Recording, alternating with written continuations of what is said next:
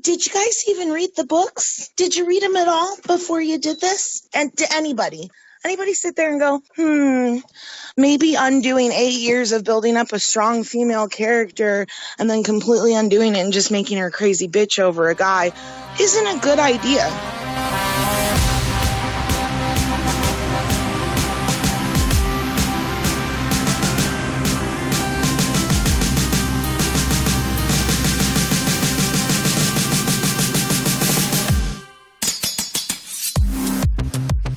Hey everybody, and welcome to Wolfcast. This is Vassals of Kingsgrave's third Game of Thrones reviews after Krakencast and Dragoncast, featuring people from, all over the world actually.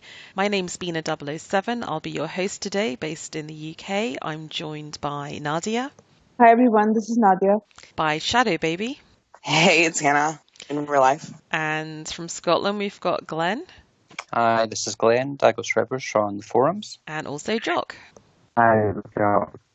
And today we're going to be discussing both episodes 4 and 5 from Game of Thrones Season 8, aka The Last of the Starks and the Bells. Obviously there's going to be spoilers for the show, potentially for the books. And because we're doing both episodes 4 and 5, we're going to take things kind of thematically by looking at the character arcs, or lack thereof, of the principal characters in pairs, rather than splitting up episodes 4 from 5, because that would take a long time to go through scene by scene. But first of all, let's start for Lemoncake ratings. And you can do this, guys, by episode or by the combination, as you wish. Hannah, do you want to go first? Oh, God. So, episode 4 was fine. I would have probably given it like a 3.5. And then this last one was just a nightmare for me, so 0. Yeah, bowl of brown. I was just listening to Krakencast and one of them gave it the bowl of brown and thanked Vic for reminding her that it existed, so... Yeah. Wow. Negative 8 years worth of lemon cakes. Can we just say that? I'm pissed. Nadia, how about you? What was your rating? Nowhere near as bad as that. Yeah, I thought episode 4 was okay. Episode 5 was... There are two different things happening. So there's the story and then there's the spectacle. I feel like the spectacle was worth, like, I don't know, a good 4 lemon cakes. Like, it was visually stunning. I feel like they've just lost their way with that. I don't know how to rate the story anymore. Like it's all spectacle. There's literally there's no character progression. There's nothing. There's no smooth progression of scenes. Like, it just jumps from one important thing to another. No, I didn't want things to happen exactly the way that I wanted them to. But things that we've been discussing for so long that we thought would eventually pan out would just have been completely ignored over the last two or three episodes. And I'm kind of disappointed with that. Where characters were obviously heading in one direction and they kind of do a U-turn and, go the other way. Yeah, we're going to get into this, right? Scene by scene. But I agree with you completely. So I don't even know how many lemon cakes to give it, or whether to give it a bowl of brown or not. But it's visually it's beautiful. It was the entire battle was I thought it was beautifully done. Just looking at it, Clegane Bowl was awesome. We'll get into that. But. Okay, Glenn, how about you? On watching episode 4, I was thinking that, just watching it because it had slowed down. Because you've just watched episode 3, it was the big battle, and then I'm sure a lot of fans of the show was expecting the action to keep up with the next episode, but it sort of slowed down. It was more about the aftermath and then about what they do next, so discussing strategies. But that's one thing that I really liked about the show, because that's, there's a mixture of action, but there's also, it does slow it down and it talks about strategies, politics, and how they're actually going to advance further. So with the episode 4, I did think 3.5 lemon cakes, and then with the 5th episode, I was really disappointed. It was just so much that I was expecting to happen. In a way, it did surprise me, which is a good thing, but then it wasn't. I think that because episode 4 was all about shattering that illusion that Daenerys has it easy because she has the dragons, so it's evening the score by killing one of the dragons, and Yeah, then good point. she's lost a lot of her army too, so it's sort of even-sided between the two sides of the war. But then Daenerys just has it so easy in this episode; it's just glossed over that. Oh, and also with like a lot of people were talking about what Euron seen in the preview for the 5th episode, and there was a lot of theories of what that could be, and then it was just like it was really disappointing because nothing. It's just Drogon attacking like he did last time, but except this time he somehow defeated all of the ships. So that part of it went downhill from that point, and then there was a lot of things that I didn't expect to happen during the episode, so I think I would have reached it as a two lemon cakes. Okay, that seems fair enough. Jock, how about you? Thank God I'm not a Star Wars fan. Do you feel that way about both of the episodes, or is one better than the other? The start of 4 was okay, then it went downhill from there and never recovered. God, so are you at Bowl of Brown territory, or a bit more generous than that? Yeah. Wow. Yeah. Okay, well, I gave the first episode 4 2.5. There were lots of things that I didn't need to happen or I didn't feel should happen, and were obviously laying the groundwork for some of the stuff that then unfolded in episode 5, which were deeply dissatisfying.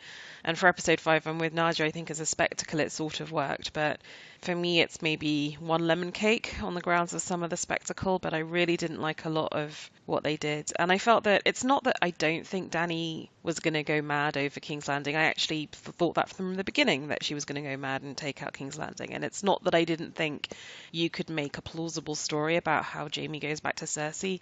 And lots of these decisions, I think actually you could make that argument. But it's like Bing Shoeshiner was saying on Krakencast, I just don't think they had laid enough groundwork to get there, and I don't think it was earned, and it just felt very rushed and jarring.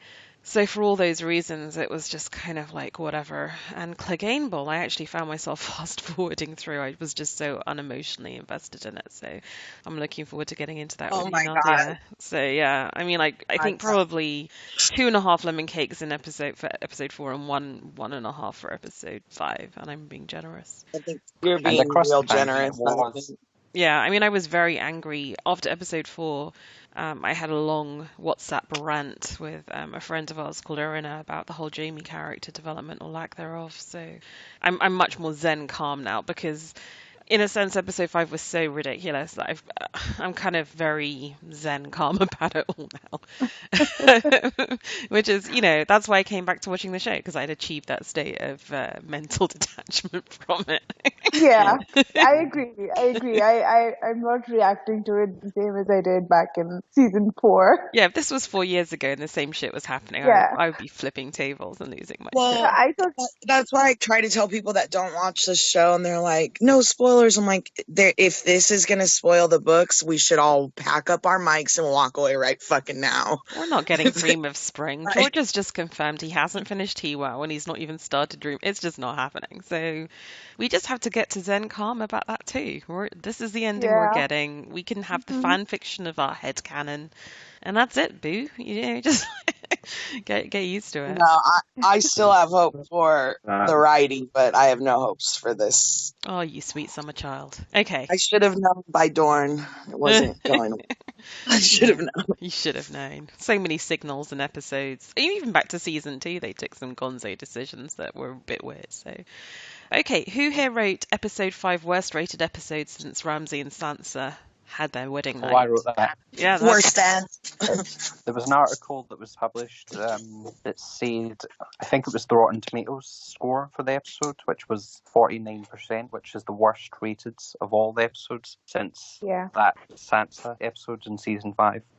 And how sad for them too to go out this way. It's like I said after the show to my friend Sue, who I was watching with, it's like, did you guys even read the books? Did you read them at all before you did this? And to anybody sit there and go, maybe undoing 8 years of building up a strong female character and then completely undoing it and just making her a crazy bitch over a guy isn't a good idea. Yeah. Did anybody? Let's get into. I mean, what is interesting is when you see all the internet memes of people interviewing the cast before season 8 begins, and they're like, "What's it like season 8?" And they're all like, yeah." And someone on Kraken Yeah. Cast was quoting an interview with Gendry and Grey Worm, which I actually was at live. It was at the British Film Institute IMAX Cinema in London, where they're like, "Yeah, plot, yeah, character, not so much." And I think we all thought they were joking, but they weren't. Anyway, listeners, we are going to discuss this in the following order. We're going to do a bit on Arya and the Hound and their journey, then Jaime and Cersei, then Dany and Jon, and then Sansa, Tyrion and Varys, and then we'll do the open questions and predictions for the final episode. So let's get into Arya and the Hound. So in episodes 4 and 5, Arya turns down a sweet marriage proposal from a hilariously love-struck and newly ennobled Gendry. She and the Hound, the ultimate bromance, head to King's Landing to murder Cersei in the mountain, respectively. But once there, the Hound persuades Arya to turn away from the path of vengeance. Oh, perhaps the most loving paternal gesture in Game of Thrones. She then becomes our POV character for the horror of war, which I feel is a big George R. R. Martin theme, in scenes that are intercut with Clegane Bowl, before leaving on a magical white unicorn that either symbolises death or is Bran, according to which bit of the internet you read. And of course, Sandor dies. He cannot kill the mountain, so he pushes them both off to a fiery, cavernous death. So open questions. What will Arya's journey now be? Is she going to assassinate Dany? Is she going to turn away from the path of revenge and marry Gendry and live happily ever after? Did Clegane Bowl do it for you? And Glenn's put Moby Dick comparison, Captain Ahab and the whale, which is just genius. But let's do the first one first. What do you think Arya now does, having witnessed the real horrors of proper war? Well, Yeah, I she think it hasn't is really set up been. for oh, Arya Okay, to. let's do Glenn first, then Nadia, then Hannah, then Jock.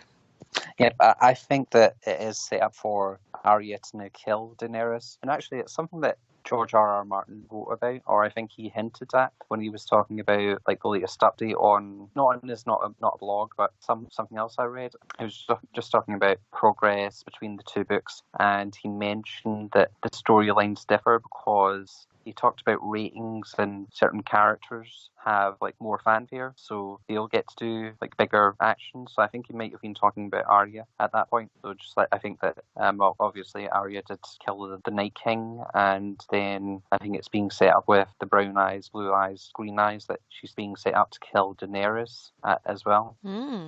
Yeah, which would be a shame in a way after that really I mean, the touching moment between Arya and the Hound was almost the best scene for me in that whole episode. Nadia, thoughts on this whole interaction? With Arya and Sandor, yeah, it was very touching. Like Sandor has spent his entire life working towards this one thing, that's revenge against his brother, He and is he Inigo is. Montoya. Yeah, yeah, exactly. Like his entire life has been based around this one thing that he wants to do. He wants to kill his brother, right? And he's seen Arya, like he was around when she started compiling her list of people that she wanted to kill, and he's seen how she's going down that same path, and he can acknowledge that. Like he's known her for so long, and it's amazing how far they've come in that relationship, that he can stop her from becoming him, basically, of destroying his life just to achieve revenge. And Arya has been without a father figure for so long. And it was a very touching scene where he just tells her not to do it, and she realizes that she has to pull back, or she's going to become him. Hugely moving. So what do you think she does? Do you think she's going to kill Cersei too? Is that the consensus, I guess? Dany. Yeah, sorry, Dany, yeah. If she does do that, then what was the point of that scene with Sandor? Like Anything. Bueller, then yeah. what was the point? Like he tries to pull her back from killing whoever she thinks is doing the wrong thing. I hope she And doesn't. yeah, I understand I understand what they're trying to set up with that little girl and her mother, where they get burned to death. And I'm assuming if Arya does kill Dany, that's going to be like the reason she does it. But I don't know. It's like they conflict with each other. Like I don't know. I don't want her to kill Dany. I agree. I want her to be able to return to Winterfell, have a somewhat normal life.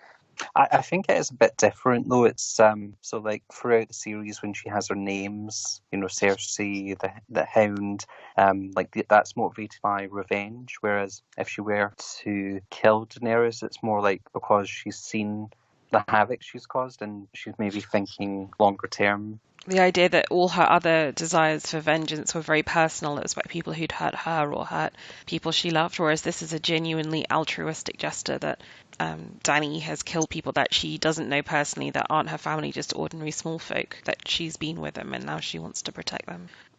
But how would that affect her relationship with Jon? Like, yes, Jon has not known Dany for that long, but she is his aunt. And however, their relationship is all obviously going downhill. But if Arya kills her and Jon finds out that she has killed her, does that affect their relationship?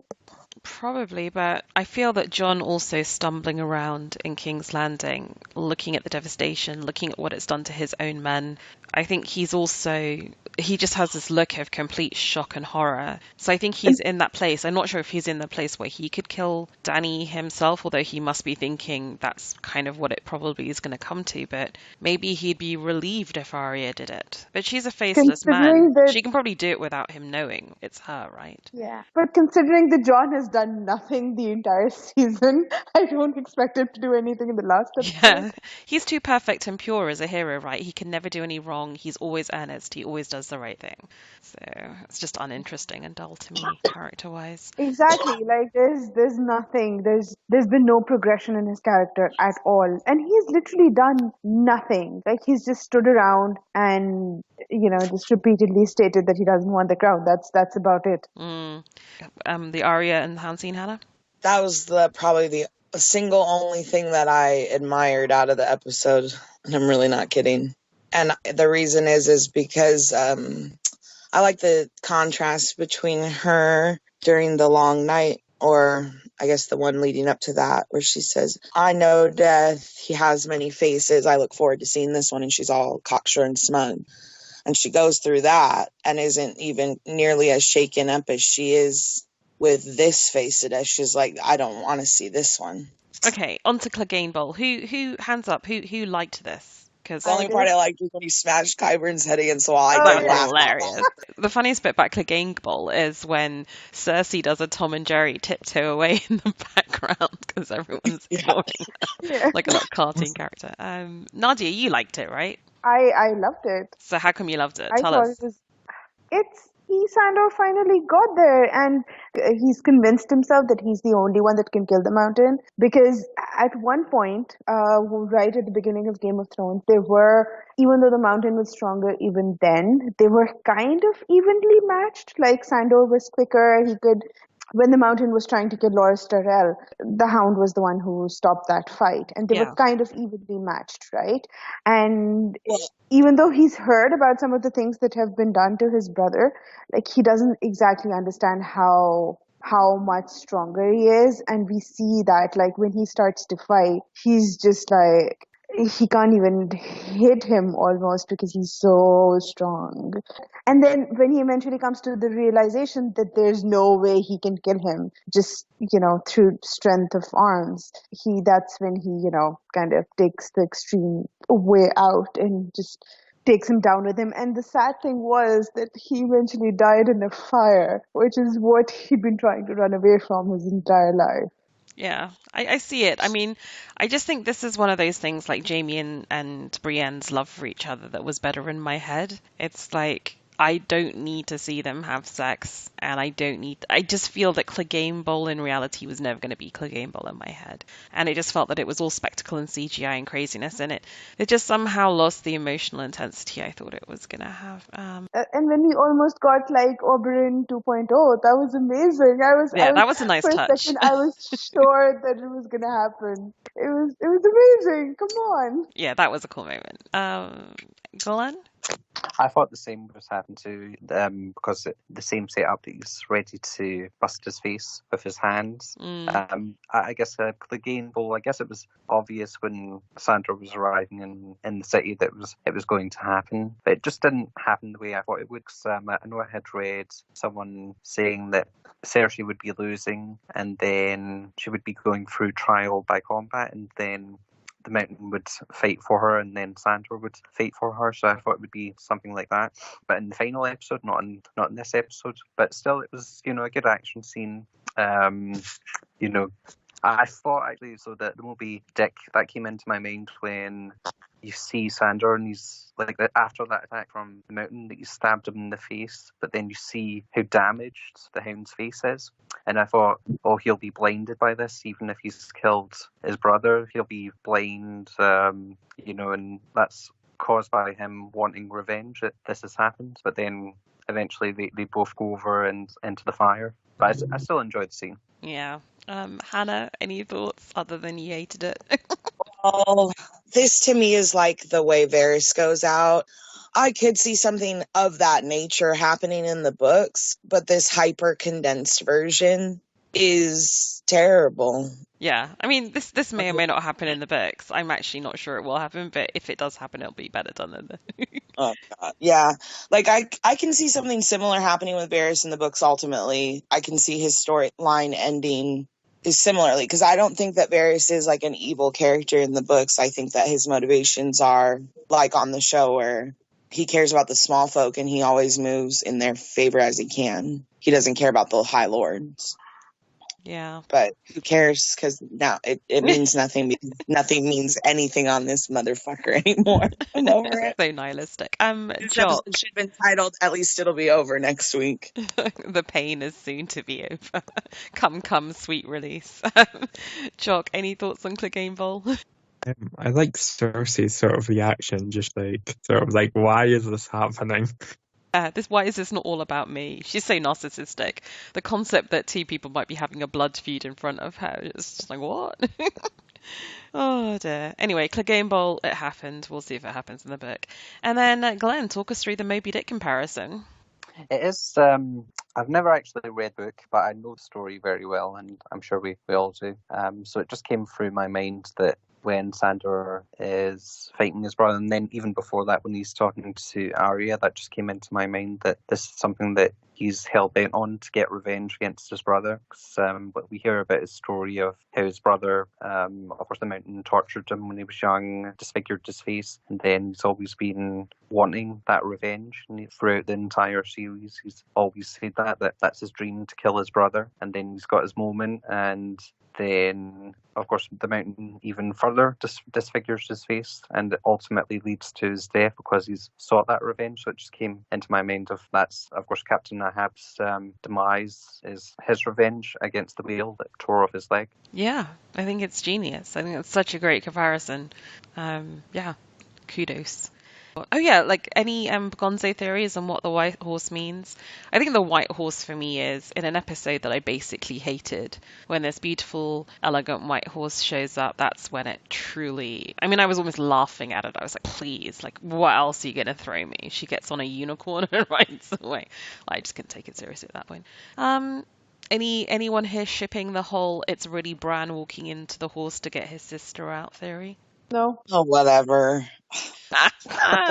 Maybe spend a little less time setting up beautiful shots with horses for like 90 seconds of screen time and a little on character development and plot. I really honestly Just believe that if they'd have had half the budget and weren't able to do these movie-length episodes that looked awesome and were forced, therefore, to wow us with character and move us, it would have been better for them. It's like a cubic zirconia. It's beautiful, it looks nice, but it has no value. Agree.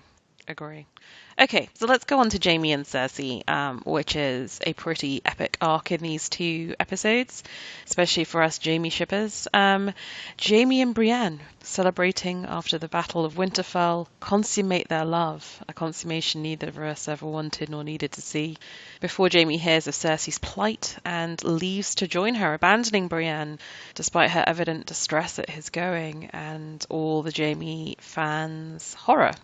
Meanwhile, Cersei lets the small folk into the city to checkmate Dany and has Missandei killed. Later, freed by his brother in King's Landing, Jaime does a Pippin and rings the bells of the city, signaling yelling surrender. Cersei's cockiness evaporates when the Golden Company, Iron Fleet, Ballistas, and King's Landing are all torched. She finally gives in to Qyburn and agrees to seek shelter. She Tom and Jerry style tiptoes out of the impending Clegane Bowl as Qyburn is killed. En route to Cersei, Jaime kills Euron but is also himself mortally wounded. He finds an almost childlike weeping Cersei and tells her, quote, nothing matters but them. They die in the rubble together of the Red Keep, and the war for Cersei's cunt is finally over. Oh, where to begin? Where to begin? Here are some questions that we need to get through. Jaime's redemption arc. Anyone? Who's the least valued player of Westeros, Euron or the Golden Company? Golden Company is pretty useless. Like, they don't do anything. So right, Jock. I mean, why would you stand outside the gates? And then Euron, the reason why he's looking up in that trailer, that preview for the episode, is he suddenly realized he has fixed ballistas at a certain angle. So if the dragon just comes vertically on top or from behind, he's fucked. But anyway, I think it was just really sad that these two quite iconic things in the book, I mean, Euron's set up as like Cthulhu in the book, and then the Golden Company, which is really kind of historied and badass, just end up being shit in the books. And they're just basically a Cersei evening out the battle against Dany delivery device, which is a bit unsatisfying. But anyway, let's get into it on Jaime, because this is the big thing. How did you all feel going back to episode 4 about actually having them consummate their love? Because I kind of felt the knighting was them consummating their love. I just didn't need to see it. But did any of you like it, though? Exactly. I know, I completely agree. Like, at the time, I was happy that, Brienne got that chance, but then I was like, it was so much better when they hadn't. Like, just their relationship before they actually went and consummated it was so much more beautiful. She had so much of Jaime's respect, and that would have been a fitting conclusion to their entire arc, instead of having of them sleeping together and then Jaime running off even after that. Yeah, what the fuck?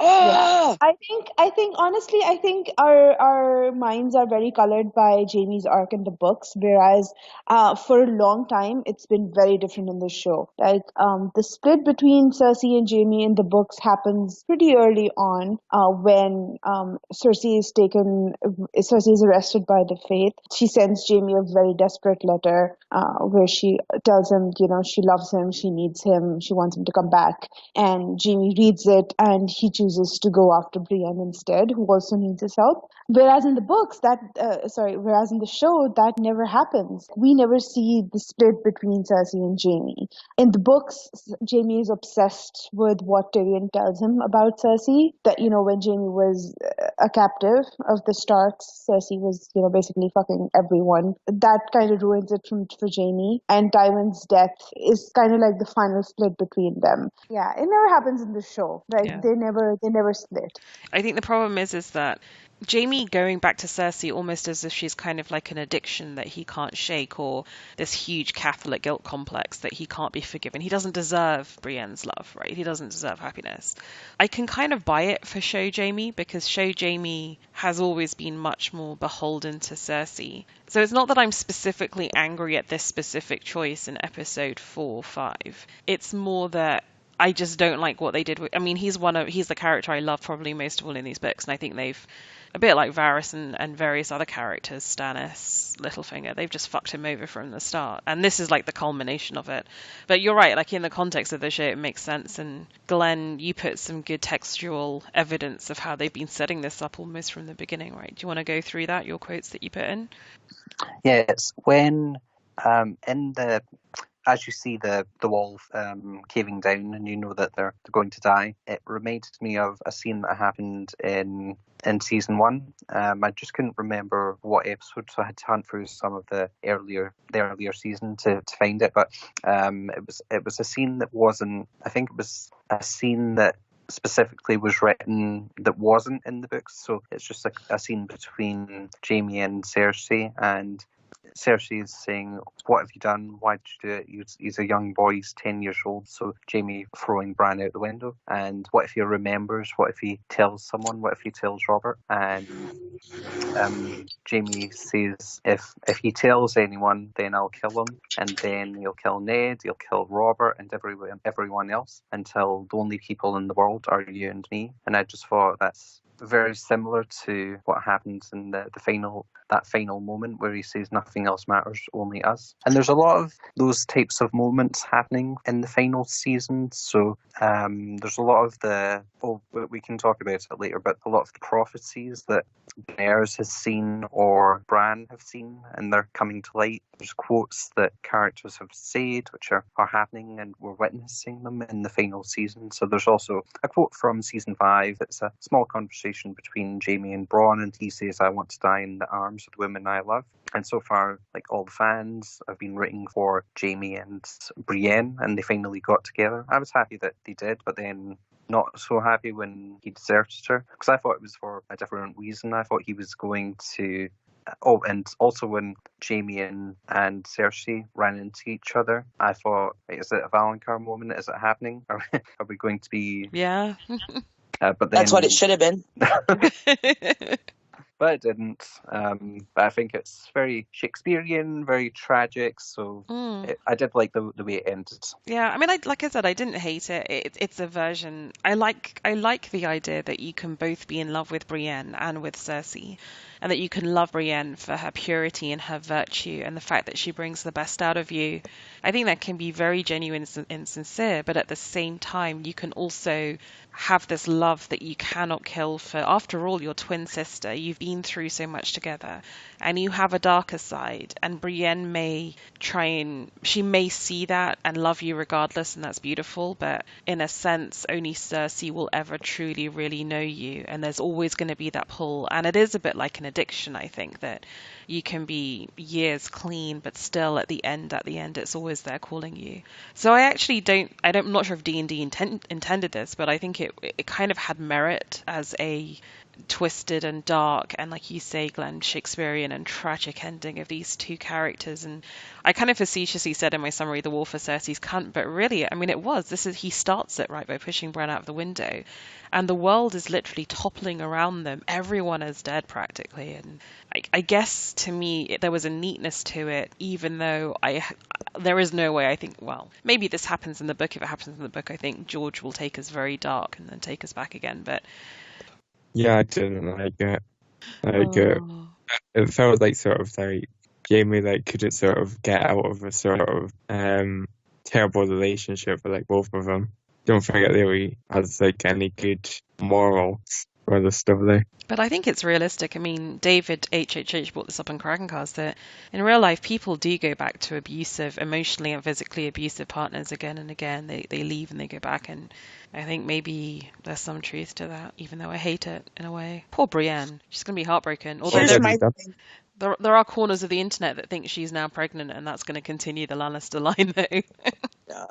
Here's the thing, I get it. I get that about abusive partners. It's all good, except for don't wait till the 11th hour to fucking do it, so that the last thing we basically are going to get of Brienne is her getting literally fucked over. Yeah. Don't do that. Why are all your strong female characters either just crazy bitches or helpless? This show has never really been known for passing the Bechdel test, but Dany's character does often, and they have destroyed her. And Jamie's like that, but in the inverse, and it's more of a slow burn, and it's not justice. This is not doing your characters justice. And have you never met people like that? I mean, I've met a lot, maybe because I'm Catholic, so I know a lot of fucked up, twisted Catholics, but I know there is a kind of person who cannot let themselves be happy and have this real self-confidence, self-doubt, guilt. And it's a toxicity that's so deep that even when they're experiencing the greatest happiness, like sleeping with Brienne, finding this true love, they can't let it succeed. And I kind of see that there could be some validity to this for Jamie, even though I don't think it's been earned by David and Dan. I'm bringing my own stuff to it. Yeah. That's what I'm saying is I do understand that's true. But I don't like how that's how you're leaving another great character. They didn't need to consummate anything, I don't think. Yeah. And if they did, they should have just leaned into that and gone that way, and it should have been more of a reflection of their scene in Harrenhal in the bath. It's who directed that scene? They should have done that. Why didn't you? They should have got Brian Cogman to write this, or anything with an emotional beat. They need Cogman. Okie dokie. So that happened. Um, he gets killed by Euron. Thoughts? Does anyone give a shit about Euron? I don't know. No, Okay. No. not in the show. It doesn't really seem like Jaime really sort of like cared much about Euron while he was fighting him. Yeah, I think it's like really sad. It's like the ultimate fanboy thing where Euron's like, I'll be remembered for killing Jaime Lannister. And we're like, A, you won't because everyone's dying, so no one's going to fucking remember you. And B, like, Jaime's like, whatever. If the biggest thing in your life is that you're remembered for like what you did with me, I mean, what does that say about you? It's pathetic. Yeah. Anyway, gone is Cthulhu.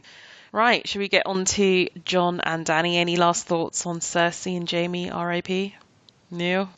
I think it would have been better for her to have been captured and like she is made to kneel. You know what I mean? Like that would have been better. Well, it would have been Cersei also more deserves more, satisfying. I feel like. Would have been more satisfying. Yeah. Although Yeah, I wanted her to be brutally murdered but we've seen or her eaten humble by a before. dragon. Like his kneeling before Dany more humiliating than the Walk of Shame. I'm not sure. I mean, they've gone there with Lena Headey. But you know, good on Lena Headey for getting paid $1 million an episode to stand on the battlements and drink wine. Easy way to cut a paycheck. Right. Some people do have the luck. Okay, so Jon and Dany. Right, Dany storms off from the celebratory Winterfell piss-up, jealous of the adulation Jon's getting, his support, his family, his claim to her throne. She begs him not to reveal his claim and tries to re-establish their love affair, but he recoils several times, fatefully, in this latest episode. He then tells his siblings the truth about his parentage before leaving Winterfell with Dany, casually casting Ghost aside. There is no forgiveness for that. Despite Sansa's advice that her troops are tired, Dany rushes to King's Landing, forcing Jon to repudiate his sister and back this terrible decision.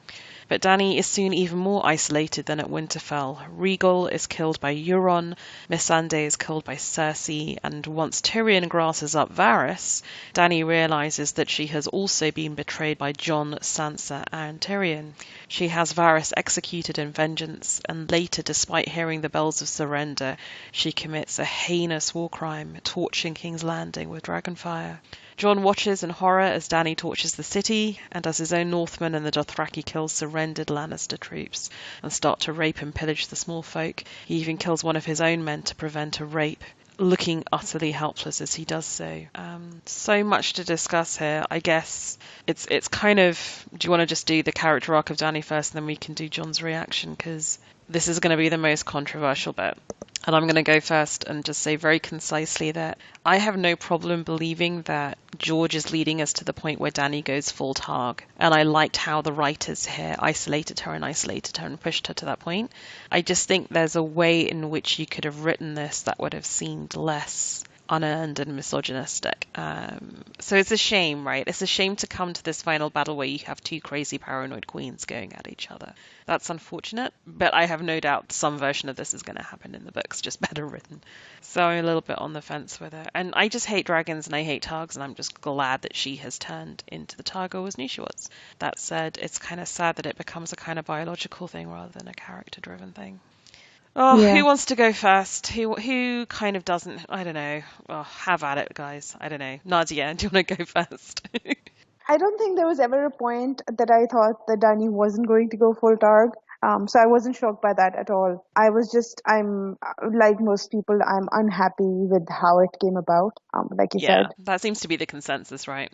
Yeah, exactly. It's just, I think they could have just structured the story better where she didn't seem quite so mad, where maybe she didn't take the city so cleanly that, she could have had to kill a lot of people to actually conquer the city and then just, have to deal with the consequences of that. Because in the Or show, they could have given I her a proper feel, speech, like when Tyrion's saying like let them surrender and then call it off. She could have made a speech wherein she says, "Okay, fine, but bear in mind, if I do torch them, I may be killing the children of today, but it's to save the children tomorrow. She could have done her whole breaking the wheel speech again. Like, they could have given Yeah. her some words that explain that while this might seem horrific, for her it is a kind of freedom and mercy, because she's trying to forever destroy the established powers. And like, we didn't get any POV. She was just like this nutter on a dragon. We didn't even see her Exactly. face I once think it all started. that's the main problem with the show. We don't get any character building. It's just all spectacle now. Like, it's shocking twists, and how is this person going to win this battle? There's nothing about the characters, which is why we loved Game of Thrones so much initially, right? Because there was so much about why characters were doing what they were doing. We don't get an explanation for this. And yeah, Dany is very isolated, but I think also, I'm not the biggest Dany fan, not even in the books. But in the show, I feel Dany has been particularly one-dimensional. Like, she's always been this from the very beginning of her arc. Like, she was trying to help the common people, like from like back in season 1, like that's the first thing we see from Dany. She tries to save this woman who's being raped, and then from there she tries to rescue all the slaves. And it's been like, she in the show there haven't been many times where she stepped out of line, right? And Like, she has torched stuff before, and she has crucified people before, but it was usually because she was trying to achieve a greater good. And, yeah. I feel maybe there was a way they could have made what she did in King's Landing also seem like a more nuanced decision rather than a selfish vengeance. Exactly. But they didn't. I just And they have could have done. yeah, they could have. I just have a problem with how they structured the entire battle, where she had already won the city, like she had conquered it, and then she decided to torch it for like simply because she wanted revenge. Yeah. I know this is, I guess, not the books for me or show for me, but I really hate when characters I like do really bad things, and this is like an example of it. I did not ever think that we would see something like that. I mean, I know I've seen Daenerys use her dragons before, but just when she's flying towards, I thought it would just fly towards the Red Keep and burn that, but I just felt like the burning all the people below was unneeded. And never have I felt this way about a character's decision than in the final Hunger Games movie in Mockingjay, when it's after the aftermath. They've captured the government officials. They've captured Snow, and they ask all the surviving Hunger Games victims if they want to have a final one, but with like the government's children or grandchildren. And Katniss votes yes. And on reflection, that's like, you can understand why she did it because it's calculated. But with this decision from Daenerys to burn all those people, I don't think there can be a justification for it. So yeah, it was disappointing to see, I thought. Yeah, I think that's beautifully articulated. Jock, thoughts? I love Dany, that she's such a complex character. She's a character that wants to do good for the sake of good, not just because of what she wants, even when it hurts, even when it's hard, the way a ruler should be. And to just undo all of that in a single moment is not fair to the character, yourselves, the actress, the fans, the people who made you rich and famous. I hate it. Yeah, I don't think the actors are very happy anymore. Like, I think not Daenerys, Emilia Clarke has gone on record and saying that when she filmed the very last scene, that she was really sad that this was going to be the last thing that people remembered from Dany. So I feel like even they're not happy anymore. It makes no sense. It's terrible. I feel like, if anything, like the scene where she hands him Missandei's collar, and that's the only thing that she had kept from anything, her only possession, and he burns it. I think the way anything should have played out is they ring the bells. She's not happy. She's not satisfied in her wrath, but she does stand down, and then Grey Worm is like, I'm fully unchained now, and he starts a melee in the streets. Like, something like that would have made more sense. It would have been sad, but it would have made more sense. It would have been a sacrifice I'm willing to make. Like you said with the dragons, like her losing the other one, I fully expected to level the playing field even farther. Oh yeah, With Grey Worm wouldn't be just as big a sort of subversion of his arc as his whole story, although it's not really handled well in the show, is of sort of like breaking free from what he's been trained to do, which is to be a sort of killing machine. So him going on a sort of rampage would not just be the himself. It would have been terrible. Like, a lot of people paid the price, but he got his humanity back. You know what I mean? Like, I don't know, like, you could have done so much more there and then gone on to have a confrontation with Cersei. And I think it would have been way better to make her bow while everyone watches. Just want to take a dose to Emilia Clarke, though. We can sort of like tell throughout the whole thing that she's really trying, despite not really into it. Like, she seems to be trying to sort of do the lightest job for them. Okay, so Jon, how is Jon going to react to this? What will he do in the next episode? So there's not much to talk about with Jon. I mean, like, Jon has a very boring, does basically fuck all in this episode apart from be earnest and look grim. But what's he going to do? Is Jon going to do anything, or is he just going to stand aside and wait for Sansa to do something? Because maybe, because he hasn't done anything. Like, he hasn't made any decisions for himself. He tells Sansa and Arya about who his real parents were. That's about it. Yeah, that's the only decision he's made. Other than that, he's just a spectator. I'm not sure he even deserves to rule. He's not charismatic. I mean, I don't know. Anyway, boring. Move on. Anyone wants to say anything interesting about Jon? There isn't anything interesting about Jon anymore. I agree. He's become the kind of character that George didn't want to write, which is the perfect hero who's always good, who never does anything bad, who's basically quite dull, but who gets the throne at the end basically through not much effort but by being aristocratic, white and male. I mean, if he ends up on whatever passes for a throne, I mean, I think that's a pretty sad lookout for a guy who's meant to have written one of the most subversive fantasy series in history. Yeah. I don't know. I honestly, like, you guys know how I feel about Kat and Sansa, and we do. At some point on Sunday night, I realized these fucking people have managed to make me hope Sansa ends up on the fucking Iron Throne, because at least she played it well. That's because Sansa's a badass and she does shit and she survives and she refuses to be a victim and she's just anyway. Okay, that's a beautiful segue. Let's get into our final character segment, penultimate segment of this episode. So this is Sansa, Tyrion and Varys. So episode 4, Sansa tells the Hound she's no longer his little bird and not to feel bad because all the horrific stuff that happened to her have made her who she is today. I'm sure we all have thoughts about how that was phrased. She wisely advises Dany to let her troops recover before marching to King's Landing. She also... Well, Jon does this, like, dickhead thing where, promise me you won't tell anyone, but you don't know what it is that you're promising to keep a secret yet because you don't know what the secret is. So she promises, then immediately breaks it by telling Tyrion in a very calculated move because she knows that Tyrion's going to blab. Meanwhile, Bronn wants to be Lord of Highgarden in exchange for not killing the Lannister boys. I mean, like, random scene. Why do we need Bronn at the moment? In Dragonstone, Tyrion reveals the truth to Varys, who immediately wants to overthrow Dany for Jon. He writes letters spreading the truth to persons unknown. We don't know if those letters have been sent and to whom. And indeed may have tried to poison Dany, but she's refusing food, so it didn't work. Tyrion then, this is really interesting, even though he kind of agrees with Varys that Dany is incredibly volatile and risky. He grasses up Varys and seals poor Varys' fate, and Varys is then executed. I thought this was a very moving scene, and he was perhaps the noblest man in Westeros after all, doing it all for the realm.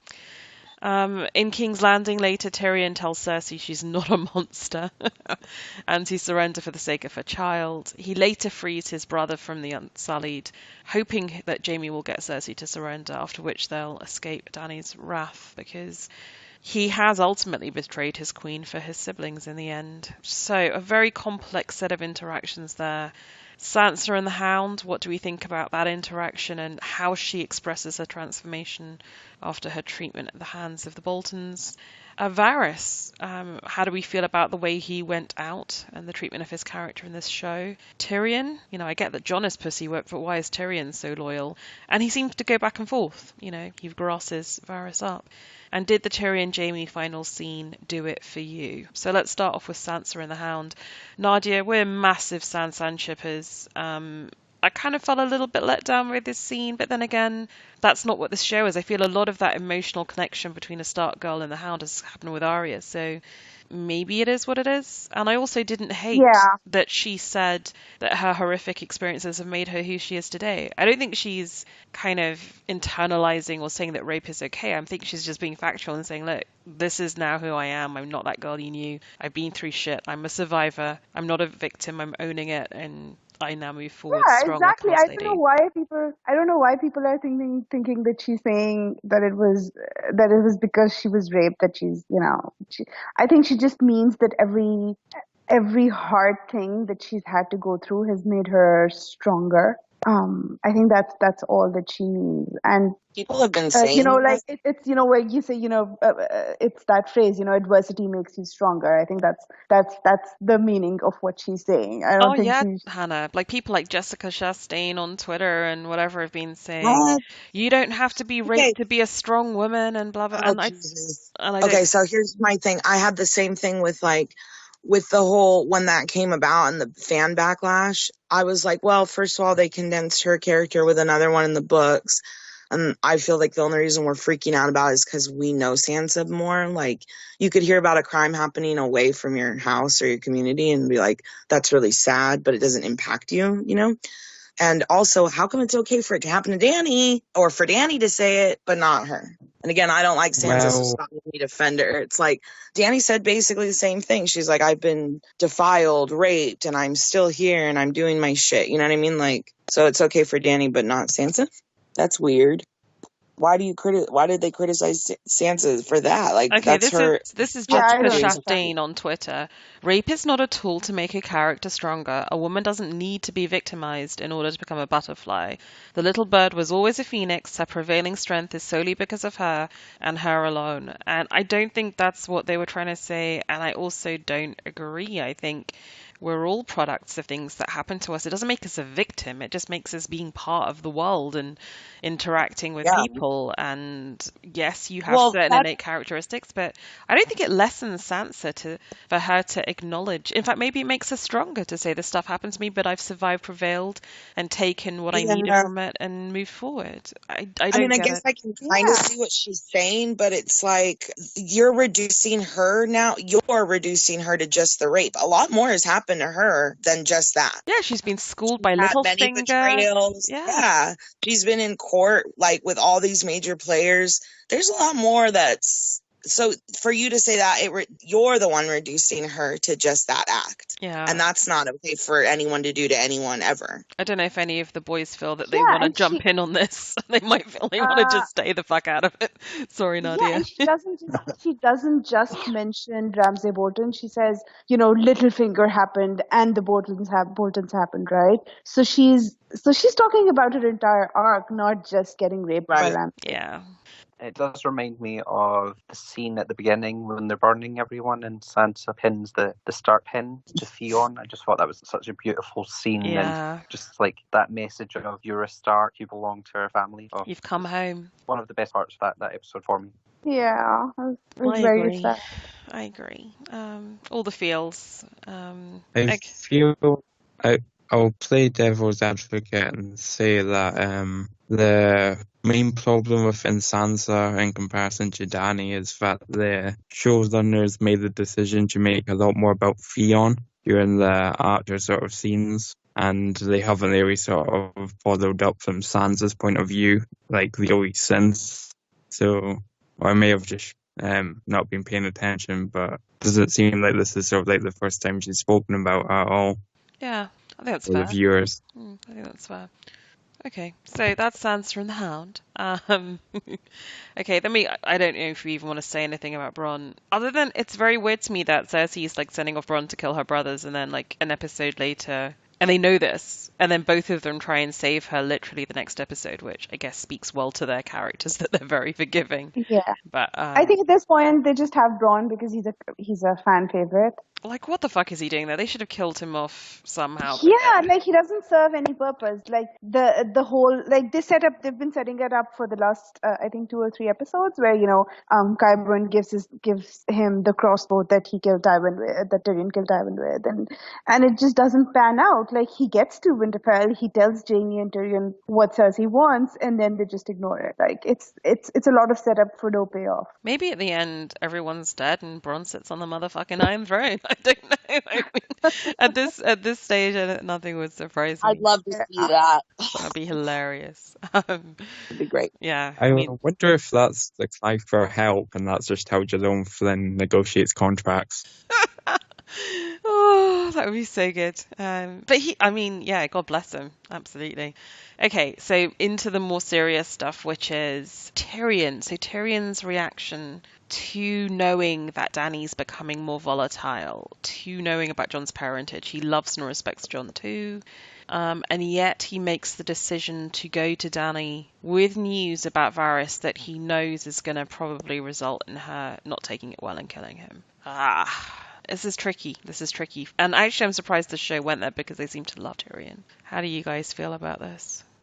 All season long, Tyrion has kind of been like, I think he's been going kind of the Jon route where he's stood by and let stuff happen. Like every decision he's made has been the wrong one. Honestly, I feel like I do understand why he wouldn't turn against Dany. Like he's invested a lot in her, and we haven't had any obvious signs that Dany is going mad. Like she's considering it. She's considering doing a lot of stuff that is morally questionable. That's a hell of a risk to take. I mean, I don't know.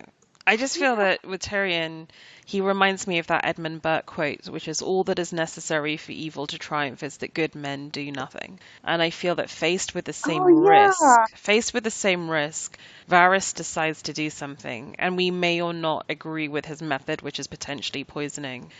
And I just feel that Varys dies this incredibly noble death. I hope I'm wrong. He does it for the realm. He does it for the small folk that Dany always claims she does it for. And Tyrion, for whatever complicated reasons, just can't bring himself to say, you know what, I threw away my family. I made this choice to go for Dany, and I was wrong. And, it takes a lot, right? When you prize yourself as being one of the smartest men in Westeros, it must take a lot of humility to say, actually, I bet on the wrong horse. I got it wrong. And he can't do it. So I just came out of that episode thinking that all along, maybe Varys and the Hound were two of the best men in Westeros, which is not what I thought going in.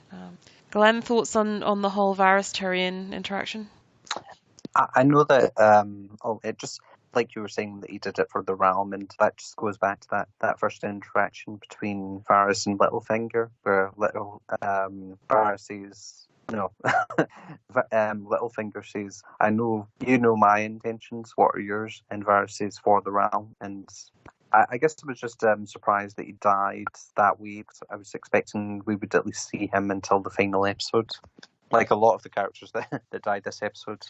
Oh, and I guess with the Tyrion Jaime scene, that's I guess there's a lot of emotional weight to that, because I think they both know that they won't see each other again. So either Jaime goes off and dies, or even if Jaime did make it through, saved Cersei or survived that, then likely Tyrion will die after Daenerys finds out that he let Jaime escape. Yeah, which apparently is why Davos has been kept alive all this long. I never really got why Davos liked Dany, and apparently he just exists so that they've got someone to smuggle them out when Dany comes after them. I assume Davos is still alive somewhere, running around the rubble of King's Landing. Who the fuck knows? Yeah. Hannah, Jock, any thoughts on the whole Tyrion flip-flop scene? It's a bit weird, especially since Varys is his friend, and in the whole battle scene, he's just looking around shocked face, disapproval. I completely agree. H, sad disgust or angry rant, your call. I'll pass. Whatever. Yeah. I mean, at this point, this was actually the thing that confounded me the most. Like with the Jaime decision or the Dany decision, I could see how George might take us there and do it in a better way, or how you could logically do it. The Tyrion kind of shopping Varys thing really sat poorly with me. But it is what it is. Let's move on. Okay, so we get this rather moving final scene between Tyrion and Jaime. Did it do it for you? No. Yeah, come on. It didn't for me, Well, Nadia, yeah, and I was surprised. I was sitting there as a thinking, singular thing, yes, but like what it leads to, the way it's done, again, no. It's all about execution. But It was nice as a standalone thing, but the story, no. The But whole when he reason tells for them the scene is that Jaime didn't cover up his golden hand, and his only reason why is because he says he's the stupidest Lannister. well, yeah, it wasn't perfect, but That's come on. bad writing. that is bad writing. Amidst a Thank you. sea of bad writing, this particularly crests the wave. But if you got something out of it, great. I mean, actually, I was sitting there watching it, thinking, this should be moving me. Why is this not moving me? And like, it was the same with Clegane Bowl. I was kind of like, why is this? I don't know. Glenn, what did it move you? Well, I guess it did, but then I don't know, something about the acting was off for me. I just feel maybe Jaime had already got the script for this episode, aka Nikolai Coster-Waldau, and decided that this was all a bit whack, and therefore this wasn't his best work. He looks distinctly unimpressed in interviews about this. Okie dokie. Let's wrap up. Let's go to open question. We've got one episode left of this series, and we have some open questions. Who will sit on the Iron Throne? What will Dany and Jon do to each other? Did Varys get the word out? If so, what are the consequences? What did Bran tell Tyrion? Will Bran, Sansa, and/or Bronn come into play in the final episode? So interestingly, I'm on the forums of a podcast of Ice and Fire, which is the podcast of which we are an offshoot. And it's kind of interesting when you go into the episode reviews of this episode, it's one of the most even for scoring. So we've got every option for people on the forums from 5 lemon cakes down to bowl of brown. And it's kind of like evenly about 4 or 5 votes for every single option in that, which is interesting. But we also put up a poll of who do you think is going to be on the Iron Throne at the end of the episode. And the options were no one, the Seven Kingdoms split, Dany, Jon, Sansa, Tyrion, Sansa and Tyrion, Arya and Gendry, Three-Eyed Raven, Republic. And you could pick multiple options. And by far the winner is no one, the Seven Kingdoms split, and Republic, closely followed by Sansa, Jon, Sansa and Tyrion. So, but far more votes for people saying no one's going to sit on the Iron Throne. So how do you guys feel? What's your prediction? Glenn, at the end of this next episode, who do you think's going to win the game? I mean, it's called Game of Thrones. What is going to be the final scene? True. I think I am leaning towards that Daenerys and Drogon will die, and they'll decide to split the Seven Kingdoms up. So that resolves that issue that Sansa had about the North. The Iron Island can rule on their own, and all the other kingdoms will rule on their own. But then I believe that will happen. But then because of that, I think it will also go down as worst endings, like in the whole of when people are compiling lists of worst endings to shows that will join Lost in years to come. Because of that. Yeah, Lost was also cited in Krakencast. Luckily, I did not watch that. Yeah, I mean, I don't know. I kind of think I've always thought that King's Landing would be torched. I kind of feel like at one point the show was building to Sansa and Tyrion, like before the battle at Winterfell, they had a moment. But now, honestly, David and Dan are so fucking gonzo. It could be anything. It could be the Three-Eyed Raven on the throne, ruling a Roman-style Council of Three or something. I have no idea with Tyrion, but... Oh, but we also have seen many images. So going back to the House of the Undying in season 2, you see that Iron Throne and there's snow, but then it's an abandoned city. And then later on, Bran has visions of the future and he sees a similar scene. So I think that hints at that. Yeah. Of course. I think they're setting us up, aren't they? For that snow now, we think is the ash falling through the city and it's destroyed. But doesn't mean you can't have a new capital elsewhere. Why couldn't the North be the capital? The capital doesn't have to be King's Landing. Capitals often move after wars. Well, I thought it was just like a sort of version of Melisandre's vision in the books, where it says it shows me only snow. So the snows as in Jon Snow, like in the same way that's supposed to be. Couldn't she? That could just be the ash. Or maybe this has nothing to do with the book. Honestly, I think the way this is heading, I think it's going to be Jon on the throne with Sansa, kind of the power behind him. Yeah, Tyrion as the hand, maybe. Yeah. Yeah. Oh. So Jon, who's basically been passive and done nothing, just Gets the ends throne anyway. up Yeah. with a throne. Oh, okay. Why do people think that Jon would make a good ruler? Like, he was assassinated by his own men. Jon's a sucky ruler. He's as sucky as Cersei. But at least he would have good advisors. I mean, he'd have like Tyrion and Sansa and people, I guess. Yeah. But Yeah. But is Tyrion a good advisor? Like, every bit of advice has not worked out well for him. yeah, I mean, I would have said so previously, but like the events of this episode suggest that he's actually morally quite weak, and he does have this ability to throw everything away just to save his bro and sis. So, what do you think happened with Varys? Do you think he got the word out? And if so, what are the consequences of that? I don't think he did. He did, but I think Arya will tell people. Yeah, or Bran, or Tyrion. Okay. What do you think Bran told Tyrion? This still remains a question. They have this sneaky, suspicious cutaway. And is that going to come in? And like, is Bran? I mean, we talk about Jon being the LVP of this series after Euron and the Golden Company, but Bran is really the least value player of this season, isn't he? Is he going to? Yeah. Is he going to come into play? Like, what did he tell Tyrion? What is going on? Any thoughts, theories? So It can't have been something about the future of Westeros as a whole, right? If Bran had told him what Dany was going to do or was going to happen, then Tyrion wouldn't have taken Dany's side. So I feel like it was possibly something from history instead of, telling him the future. And because that's what they've been that he's the repository of history. That he's the memory of Westeros, basically. Maybe he told him something that we've read in Fire and Blood about how Targs are destroyed or some shit. I don't know. How to kill a dragon? Maybe how to kill a dragon. Yeah. Yeah. Yeah, because there's no ballistas left. And there's only one dragon. Unless the dragon stays alive and Jon rides the dragon. Yeah, it's possible. Like if Dany dies, then Jon can claim Drogon since Rhaegal is dead too. So say faceless Arya kills Cersei. Or Jon just decides to betray her. Jon rides the dragon. Jon rules Westeros. I think it was Adam who posted this in the show chat, but since it's canon that Targaryens are fireproof in the show, like Dany is going to try and set fire to Jon for reasons, and Jon's just going to be fireproof and walks up to Drogon and stabs him in the throat and kills him. Ooh.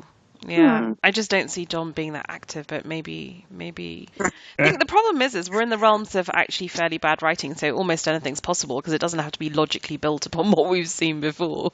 Yeah, exactly. Like everything we thought was going to happen hasn't happened. Yeah, so it's anyone's guess. On that happy note, we know nothing, the writers know nothing, and therefore it's impossible to predict. How are you guys going to watch the finale? Are you excited for it? Are you kind of like a little bit nervous? I'm a little bit nervous. Honestly, after watching the last 2 episodes, I'm really not excited about it anymore. Yeah. Yeah. I'll watch it through to the end, but I don't think I care much at this point. Yeah, I'm very detached. How about you, Glenn? Have you got emotional distance, or are you still very invested? Oh, well, I'm still invested. I'll still watch it, but there is that, I guess, will it live up to expectations? Will it disappoint a lot of people? Because so far this season has been disappointing for a lot of people. Most of the episodes haven't been up to the standards of earlier episodes. Like so far, like of this season, I would say The Long Night has been my favourite episode, but all the other ones that are average type episodes, so nothing really outstanding. So I'm hoping that this final episode will really, be a satisfying conclusion to the show. Yeah. Don't we all? It's odd how a show that can get so much so right sometimes can have then such huge failures. Yeah, I mean, the whole relationship of Arya and the Hound that we have seen in the show surpasses anything in the books, I honestly believe. The way in which Hodor and his demise was treated, I think, is some of the best television and write. I doubt George could write better than Close the Door. And I don't know, like it has moments which are just so beautifully well done, and then it has moments that are just so random and weird. So Right. who knows? But anyway, we continue, hopefully, listeners. We will be back for our final Wolfcast. God knows in what kind of form, shape, emotional state. um, but thank you very much for bearing through us with this compendium episode, which we've rattled through in record time, which is not a bad effort. Thank you very much to Jock, to Glenn, to Shadow Baby, Hannah, and to you, Nadia. Thanks, Bina. Thanks, Bina. Thanks, Bina. Thanks all for participating. Yeah. We really look forward to chatting to you all next time. In the meantime, if you want to rant, rave, and have catharsis, get through your anger, feel free to join us all on the podcast of Ice and Fire forums. Otherwise, you can search for Vassals of Kingsgrave or VOK podcast on YouTube, Twitter, WordPress, and any dating sites for your listening pleasure. Thank you very much. Bye. Bye, Bina. Bye. Thank you. Bye. 7 Bye. blessings. 7 blessings to all.